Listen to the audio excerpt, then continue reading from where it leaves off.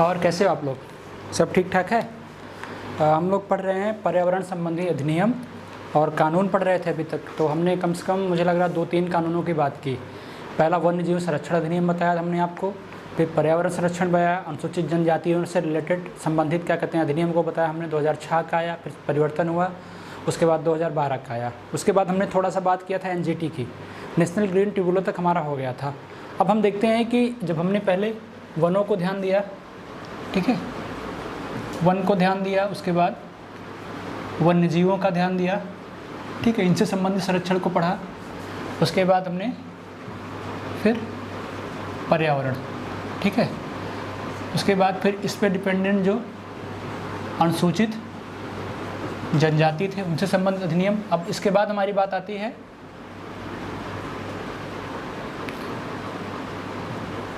तटीय सुरक्षा से संबंधित। इसको हम इसलिए पढ़ा रहे हैं कि पिछले 2 सालों से प्रश्न काफ़ी अच्छा आ रहा है। थोड़ा पीछे तक देखना दिखाई पड़ रहा है क्योंकि समस्याएं आती हैं लोगों की कि सब दिखाई नहीं पड़ता, बोर्ड में साफ दिखाई पड़ रहा है, ठीक है। देखो, तटीय सुरक्षा से संबंधित चीज़ों को देखते हैं। इसके बाद हम देखेंगे इनसे संबंधित जितने आंदोलन हुए हैं, ठीक है, और इनसे संबंधित जो संस्थाएं हैं, ठीक है, इतना देखेंगे। उसके बाद फिर हम इंटरनेशनल पे जाएंगे, यूनेप अलग से पढ़ाएंगे, यूएनएफसीसीसी अलग से पढ़ाएंगे, ये सारी चीज़ें सब हमारी बाद में होंगी, ठीक है।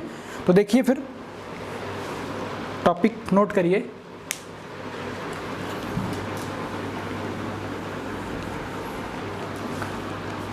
लिखिएगा तटीय सुरक्षा हेतु पहल। अब तटीय सुरक्षा हेतु पहल में कौन कौन सी पहल की गई देखिएगा।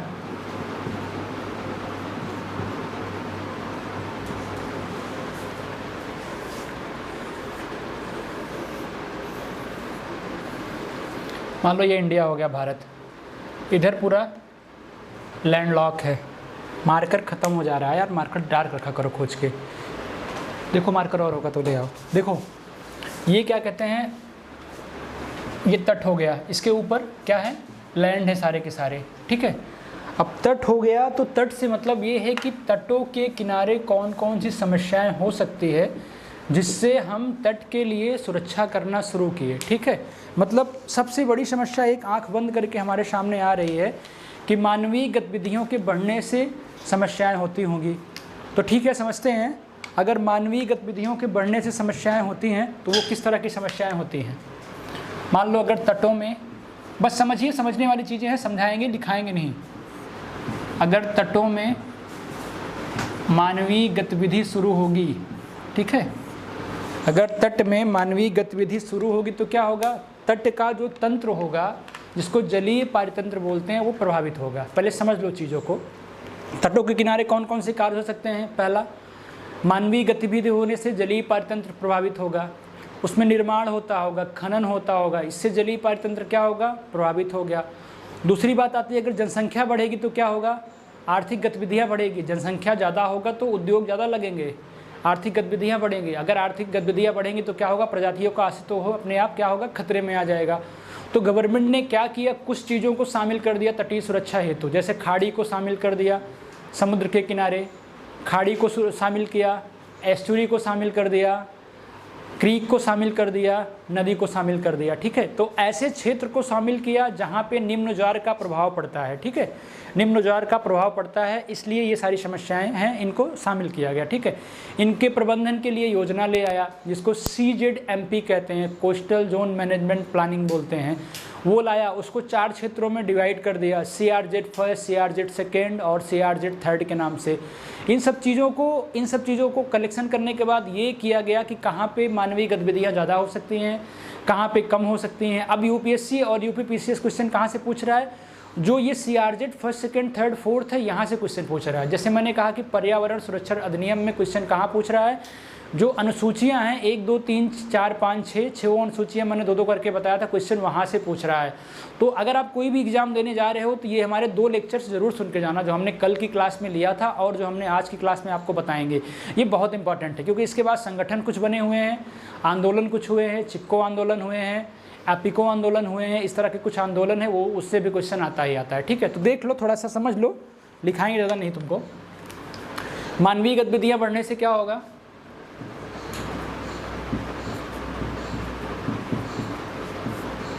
जलीय पारितंत्र क्या होगा, प्रभावित होगा। दूसरी कंडीशन आ गई, अगर जनसंख्या बढ़ेगी तो क्या होगा, जनसंख्या बढ़ेगी तो जनसंख्या का दबाव ज़्यादा होगा तो आर्थिक गतिविधियाँ ज़्यादा होगी, उद्योग ज़्यादा लगेंगे। बस समझने वाली चीज़ें हैं। आर्थिक गतिविधियाँ ज़्यादा होंगी तो इससे क्या होगा, फिर जलीय पारितंत्र प्रभावित होगा। आर्थिक गतिविधियों में क्या होगा, उद्योग के लिए निर्माण होगा, खनन होगा। इन सब चीज़ों से तटीय सुरक्षा के नियमन की बातें आए कि जलीय पारितंत्र हमारा धीरे धीरे प्रभावित हो रहा है। लिख सकते हो कि समुद्र के किनारे जो निम्न ज्वार के प्रभावित क्षेत्र आते हैं, एस्चुरी आता है, समुद्र आता है, खाड़ी आता है, ज्वार नदमुख आता है, इन सबको गवर्नमेंट में इसमें क्या कर दिया, शामिल कर दिया। और इसके बाद एक प्लान ले आया, उसका नाम रखा गया तटीय क्षेत्र प्रबंधन योजना CZMP। इसी के प्रबंधन के लिए ये प्लान ले आया सरकार ने, CZMP, ठीक है, कोस्टल जोन मैनेजमेंट प्लान। क्या बोला गया इसको, तटीय क्षेत्र प्रबंधन योजना। इसका क्या किया गया, इसी को 4 क्षेत्र में बांटा गया। तटीय क्षेत्रों की सुरक्षा के लिए ये योजना लाई गई और इसको 4 भागों में बांटा गया। उन्हीं 4 भागों को आप समझ लीजिए, एग्जाम में क्वेश्चंस वहीं से बनेंगे। बाकी ये मेंस लिखने के लिए कि तटीय सुरक्षा के लिए कौन कौन सी समस्याएं हैं और सरकार इनके लिए क्या कर रही है। तो तटीय सुरक्षा के लिए समस्याएं आपके सामने हैं और सरकार क्या कर रही है हम आपको बता रहे हैं।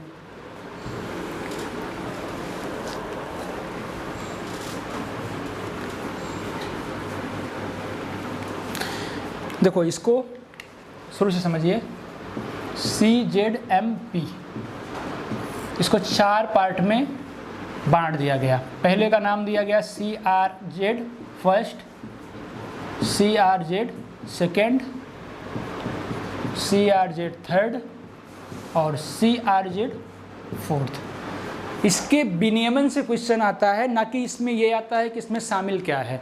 जैसे कि CRZ फर्स्ट में सरकार ने आदेश दे दिया कि महत्वपूर्ण ना हो तो निर्माण कार्य नहीं होगा। CRZ फर्स्ट क्षेत्र जो है, इंग्लिश में लिख लीजिए इसका full form, coastal region zone होता है, ठीक है, जो मतलब जो तटीय क्षेत्र के जोन होते हैं, क्षेत्र होते हैं, उसको 4 भागों में इन्होंने बांट दिया।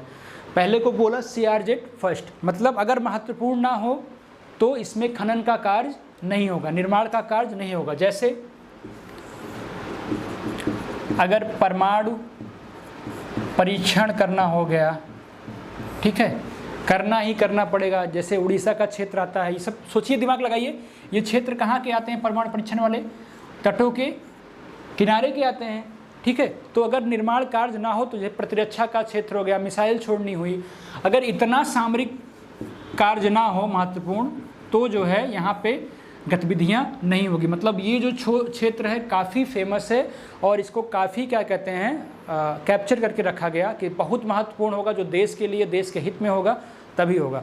और दूसरे में क्या कहा गया, दूसरे में कहा गया कि सीवर रोड बिल्डिंग को अनुमति नहीं है, ठीक है, सीवर रोड बिल्डिंग को अनुमति नहीं है। लेकिन अगर पुनर्निर्माण करना है, कोई चीज़ अगर बनी हुई है यहाँ पे, मान लो कि सीवर ऊबर सब बनी हुई है यहाँ पे, सीवर है, रोड है, कोई भी निर्माण कार्य है, अगर इसकी परमिशन लेनी है, किसके लिए, नया तो नहीं होगा लेकिन अगर बना हुआ है मरम्मत की परमिशन लेनी है तो वो परमिशन कौन देगी, अथॉरिटी देगी, ठीक है, परमिशन कौन देगा, अथॉरिटी देगा। वहीं तीसरे में बात की गई कि निर्माण कार्य नहीं होगा, मरम्मत होगी लेकिन FCI के नियम का उल्लंघन ना हो। तो यही क्वेश्चन पूछा गया था कि CRZ फोर्थ में FCI के नियम के उल्लंघन को देखा जाता है, गलत है।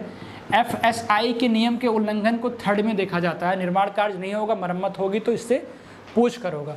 और चौथे में क्या है, चौथे में है 100 मीटर तक, याद रखना, कोस्टल रीजन से 100 मीटर तक कोई कार्य की अनुमति नहीं है, उसके बाद की अनुमति है। इसी को पूछ सकता है कि 12 नॉटिकल मील के दायरे में कुछ नहीं होगा, कोस्टल रीजन के 12 नॉटिकल मील के दायरे में कुछ नहीं होगा, उसके बाद फिर अनुमति का कार्य हो सकता है। मतलब छूट कैसे दी गई, धीरे धीरे गई। तो ये याद रखना बहुत इंपॉर्टेंट है, पहले से ही क्वेश्चन आता है, या फिर थर्ड से आएगा FSI के नियम का उल्लंघन पूछेगा, फोर्थ से आएगा तो नॉटिकल मील के बारे में मेंशन किसमें है, 100 मीटर की दूरी उसमें है, याद रखना, ठीक है। तो ये हो गया तटीय सुरक्षा है, तो सरकार ने पहल क्या किया।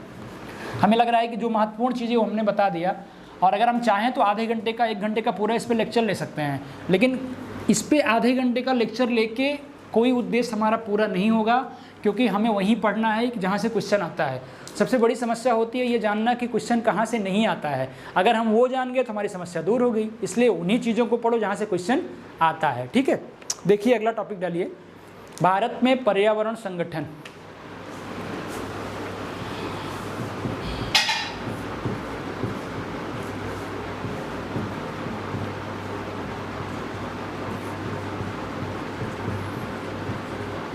भारत में पर्यावरण संगठन, ठीक है, इसके बारे में समझ लिए थोड़ा सा।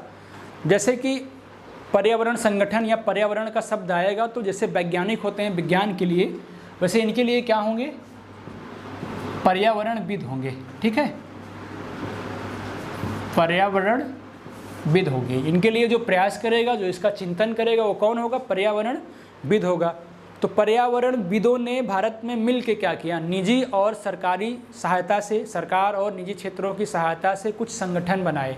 किस लिए संगठन बनाएंगे, कि पर्यावरण संस्थानों की स्थापना कर सकें, वनस्पतियों और जीवों का संरक्षण कर सकें, ठीक है, और समय समय पे सर्वे करके उस ऑर्गेनाइजेशन को जानकारी दे सके, ताकि वो ऑर्गेनाइजेशन सरकार तक वो चीज़ें बता सकें या केंद्र सरकार को रिपोर्ट दे सके कि ये समस्याएं इन जीवों में आ रही है। तो संगठन का या किसी संगठन का उद्देश्य क्या होगा, तो क्या किया इन्होंने, प्राइवेट सेक्टर और गवर्नमेंट सेक्टर को मिला के, ठीक है, एनजीओ की स्थापना की।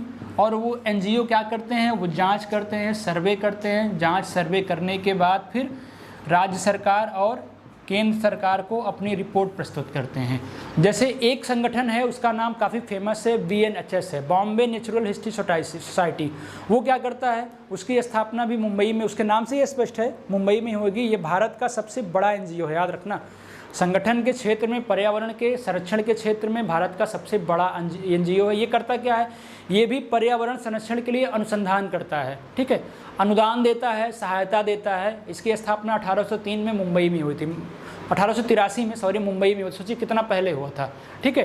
तो पर्यावरण सुरक्षा के लिए शोध का कार्य करता है, ज्ञान का कार्य करता है और जागरूकता को फैलाता है। तो थोड़ा सा नोट करते चलिएगा BNHS के बारे में। पहला हो गया BNHS, लिख लीजिएगा, बॉम्बे नेचुरल हिस्ट्री सोसाइटी, ठीक है। समझा इसलिए रहे, इन सबके कॉमन से कार्य होते हैं, उन कॉमन कार्यों को आप याद रखना और कोई समस्या नहीं है। 1883 में बस ये याद रखना है कि भारत का सबसे बड़ा एनजीओ है पर्यावरण संरक्षण के लिए, सबसे बड़ा पर्यावरण संगठन है, ठीक है। और इसके कार्य क्या हैं, वहीं शोध करना, जागरूकता फैलाना, सर्वे करना, ठीक है, और जो भी समस्याएं होंगी उनको क्या करना, अनुदान देना और सहायता करना, ठीक है। एक ये इसलिए बता रहा हूँ कि ये कॉमन सा कॉन्सेप्ट है, जो भी करेंगे अपने अपने क्षेत्रों में यही कार्य करेंगे, इसके अलावा कुछ नहीं करेंगे। इसके बाद हम बात करेंगे, अगर आपको जैसे BSI की, बॉटनिकल सर्वे ऑफ इंडिया की बात करेंगे, जूलॉजिकल सर्वे ऑफ इंडिया की बात करेंगे, फॉरेस्ट सर्वे ऑफ इंडिया की बात करेंगे, ये सब क्या है, पर्यावरण संगठन है। तो ये सब भी अपने क्षेत्रों में काम करेंगे। जैसे BSI की बात करते हैं, क्या कहते हैं, बॉटनिकल सर्वे ऑफ इंडिया की, तो इसका मुख्यालय कोलकाता में है। अब इसका उद्देश्य क्या होगा, बॉटनिकल शब्द किसको इंगित करता है, पादप को इंगित करता है ना। तो ये क्या करता है, ये पादप संसाधनों का वितरण कहाँ कहाँ हुआ है, कहाँ कम है, उसकी जानकारी देता है।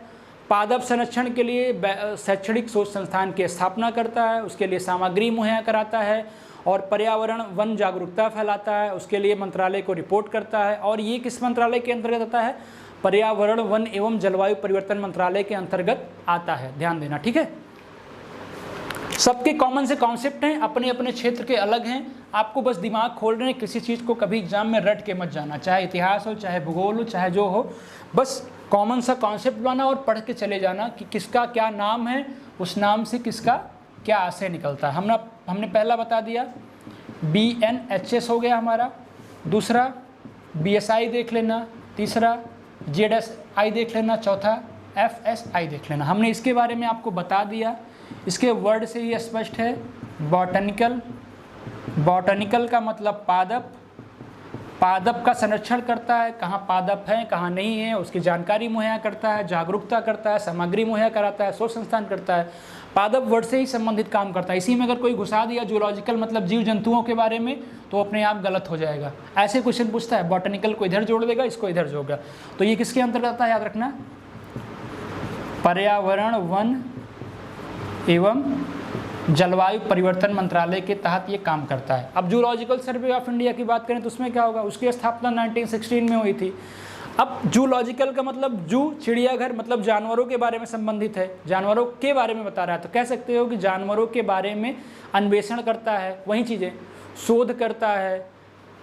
कैसे जानवर, जो जानवर महत्वपूर्ण है या असाधारण है। महत्वपूर्ण का मतलब उनका जंगलों में होना जरूरी है, किस जंगल में नहीं रह रहे हैं उनको वहाँ स्थानांतरित करना, कौन से असाधारण टाइप के हैं इनकी संरक्षण करना इनका बहुत आवश्यक है, ठीक है। और ये भी क्या कहते हैं, नाम से स्पष्ट है तो यहाँ लिख देना, जानवरों के संरक्षण संगठन के लिए। बाकी इतना तो आपको बता दिया, ठीक है। अब इसको देखिए, FSI को देखिए। FSI भी क्या कहते हैं याद रखना हमेशा, उसी के अंतर्गत काम करता है। और किसके अंतर्गत, वो पर्यावरण एवं जलवायु मंत्रालय के अंतर्गत ही काम करता है। बस इतना याद रखना। इसके बारे में हमने जब पर्यावरण की वन रिपोर्ट बताई थी तो वहाँ पे हमने इसको बता दिया था, इसलिए आपका बर्डन कम हो गया। अगर इसको पढ़ना होगा हमारा पिछला वीडियो आराम से देख लेना। यहाँ पे इसके लिए लगभग 15 मिनट की हमने पूरा क्लास ली थी। बस यहाँ पे ये याद रखना, क्वेश्चन पूछता है, UPSC पूछा हुआ है कि ये किसके अंतर्गत काम करता है, तो हमेशा याद रखना वन पर्यावरण एवं जलवायु मंत्रालय के अंतर्गत ये भी काम करता है। इसका नाम है पर्यावरण वन एवं जलवायु परिवर्तन मंत्रालय, पूरा नाम, ठीक है। ये हो गए सबसे इम्पोर्टेंट आपके संगठन, ठीक है। अब संगठन के साथ साथ कौन कौन से आंदोलन हुए हैं भारत में ये भी देखते चलो सरसरी निगाह में। दिख रहा है उस तरफ, ठीक है। भारत में पर्यावरण संगठन एवं आंदोलन, संगठन को देख लिए, आंदोलनों को समझ लो। आंदोलन होगा क्यों, आंदोलन का मतलब हो सकता है कि आप आंदोलन तब करोगे जब आपके साथ गलत हो रहा है। गलत हो रहा है कि मतलब उस विषय में आपको जागरूकता है। पहले सेंटेंस पे जाइए, अभी हम लिखा दें चिपको लिखो एपके लिखो, क्या मतलब निकलेगा, पहले दिमाग को खोल लीजिए कि आंदोलन कब करोगे, जब आपके साथ गलत होगा ना। अगर आपके साथ कोई गलत नहीं करेगा तो आंदोलन करोगे नहीं करोगे, या तो तब करोगे जब आपके मान हानि को समस्या होगी या आपको किसी से ईर्ष्या होगी। लेकिन एक बात याद रखना, अगर आपको किसी से ईर्ष्या होगी कि आंदोलन करके हम खत्म कर देंगे तो आपका और लोग सपोर्ट नहीं देंगे। इसलिए आंदोलन हो सकता है हमेशा सही कार्य के लिए हो, समझ गए कि नहीं। किसी जाति विशेष को समस्या होती है तो धरने पे बैठ जाता है आंदोलन करने के लिए। तो इससे एक आशय निकल रहा है कि अगर भारत में आंदोलन शुरू हुआ था, ठीक है, पर्यावरण के प्रति आंदोलन शुरू हुआ था, तो मतलब भारत के जो यहाँ पे वासी थे उनको पर्यावरण के बारे में जागरूकता रही होगी कि सच में क्या कहते हैं, अगर पेड़ पौधे काटे जाएंगे तो वास्तव में क्या कहते हैं इकोसिस्टम हमारा खराब हो जाएगा ना।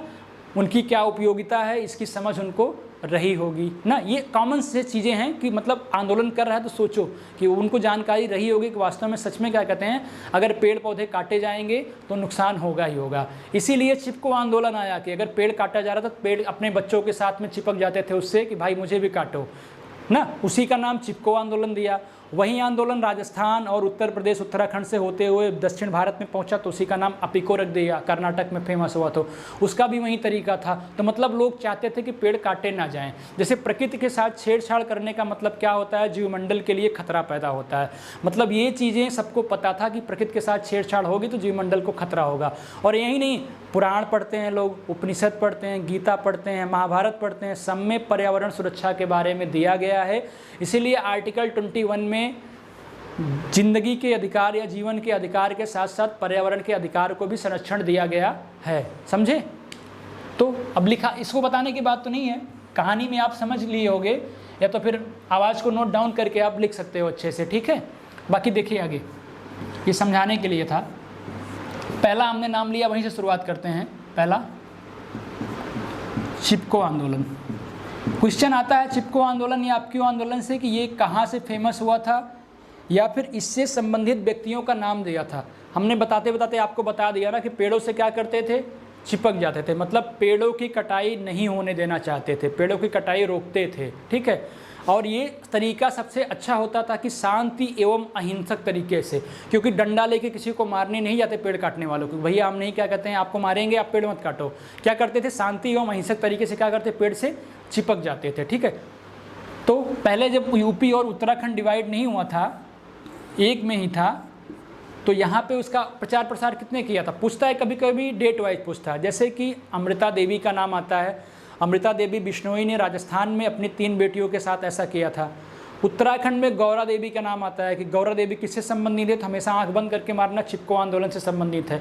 और इसके जनक का नाम पूछता है सुंदरलाल बहुगुणा के बारे में। तो याद रखना, बस नाम याद रखना। पहले तो राजस्थान के नाम याद रख लेना, ठीक है। अमृता देवी बिश्नोई का नाम याद रखना, पेड़ ना कटे ये, और इनकी तीनों बेटियों के साथ जाके पेड़ से चिपक गए कि पेड़ की कटाई हम नहीं होने देंगे। उत्तराखंड में नाम आता है गौरा देवी का, याद रखना हमेशा। उत्तराखंड या उत्तर प्रदेश आता है तब यह डिवाइड नहीं था, यही नाम पूछा जाता है, गौरा देवी का नाम आता है। और इसके जनक कौन थे, सुंदरलाल बहुगुणा, ठीक है। ये सारी चीज़ें याद रखना। अब इसी को दक्षिण भारत में नाम दिया गया अपिको आंदोलन के नाम से, अपिको आंदोलन, ठीक है। कहाँ पे, कर्नाटक में, कर्नाटक में इसको अपिको आंदोलन नाम दिया गया। इसके बाद दूसरा आंदोलन हमारे सामने आता है साइलेंट वैली। साइलेंट वैली आंदोलन में क्या था, साइलेंट वैली आंदोलन, साइलेंट वैली कहाँ पे है पहले देखिए। साइलेंट वैली केरल में है, केरल के पलक्कड़ में है। वहाँ पे वन उष्णकटिबंधीय पाए जाते थे, सदाबहार वन पाए जाते थे। मतलब वहाँ पे क्या हो रहा था, वहाँ पे जल विद्युत परियोजना बनाई जा रही थी, उसका नाम का था कुंती पुझा, ठीक है। वो जो परियोजना बनाई जा रही थी तो उससे उसके लोग विरोध में आ गए। कोई परियोजना का निर्माण होता है तो क्या होता है, खनन होता है, वनों की कटाई होती है, कटाई हो तो फिर क्या होगा, वनों में जीव रहते हैं अजीब अजीब किस्म के अच्छे अच्छे, तो उनका क्या कहते हैं पलायन होगा, वो भागेंगे मरेंगे या उनका आसरा खत्म होगा। इसीलिए लोगों ने क्या किया, वहाँ पर धरना प्रदर्शन किया, आंदोलन किया, उसी का नाम पड़ गया साइलेंट वैली आंदोलन, ठीक है। अब मुझे लग रहा है बताने की जरूरत, लिखाने की जरूरत नहीं है। साइलेंट वैली आंदोलन, उष्णकटिबंधीय वन थे, मैंने बताया ना, ये भारत है 0 डिग्री पे है, 0 से 15 उष्णकटिबंधीय वन ही पाए जाते हैं। तो इस तरह हमने समझा दिया आपको कि सदाबहार वन पाए जाते थे, सदाबहार वन कटता, ये परियोजना बनती कुंती पुझा तो दिक्कत हो जाती लोगों के लिए, जीव जंतु वहाँ के पलायन होते। एक आंदोलन इसी के बाद आया था नर्मदा बचाओ आंदोलन, उसके बारे में सुना होगा। नर्मदा किस नदी पर है, नर्मदा किस नदी पर है, कि नर्मदा अपने आप में नदी ही है, सर हिला रहे हो। देखो नर्मदा के ऊपर बांध बनाया जा रहा था, सरदार परियोजना है, सरदार सरोवर बांध है, नर्मदा नदी के ऊपर है, तो परियोजना बनाई जा रही थी, तो वहाँ पे भी दिक्कत आती है यही सारी। इसीलिए क्या कहते हैं, वहाँ पे ये समस्या खड़ी हुई तो लोगों ने क्या किया, नर्मदा के खिलाफ विरोध किया और उसको रोका कि ये बांध ना बने। समझ गए कि नहीं, क्योंकि किसको नुकसान होता, बांध बनने से किसानों को नुकसान होता, कृषि खेती को नुकसान होता, जीविका में उनके दिक्कत होती, समस्याएं बहुत सारी होती। इसलिए क्या हुआ, उसको भी नाम दिया गया नर्मदा आंदोलन। तो ऐसे बहुत सारे आंदोलन बुकों के लिस्ट में दिए हुए हैं, देख लेना अच्छे से, जो इम्पोर्टेंट थे। हो सकता है कि आप बीओ का एग्ज़ाम देने जा रहे हो, आरओ या आरओ का, उसमें ये सारी चीज़ें आपको मिले हो बहू। तो बने रहिए हमारे क्लास के साथ। जस्ट इसके बाद हम आपको बताएंगे कि जो हमारी राष्ट्रीय और अंतर्राष्ट्रीय संस्थाएं हैं पर्यावरण पे कर क्या रही हैं, उसके बारे में 2 क्लास लगभग होगी। उसके बाद एनवायरनमेंट का मुझे लग रहा है मैक्सिमम टॉपिक खत्म हो जाएगा। आपको पर्यावरण प्रदूषण के बारे में थोड़ा सा बताना पड़ेगा, 1-2 क्लास हमारी उसकी होगी। तो ये हमारा 12 से 15 क्लास का लेक्चर खत्म हो जाएगा। ये सिर्फ वो क्लासें हैं जो आप पढ़ के मेरी सारी की सारी क्लास आप किसी भी एग्जाम में जा सकते हो, और वादा करते हैं आपको कोई क्वेश्चन बाहर भी नहीं जाएगा। ये भी है क्योंकि मैंने सारी चीज़ें पीछे बता दिया है।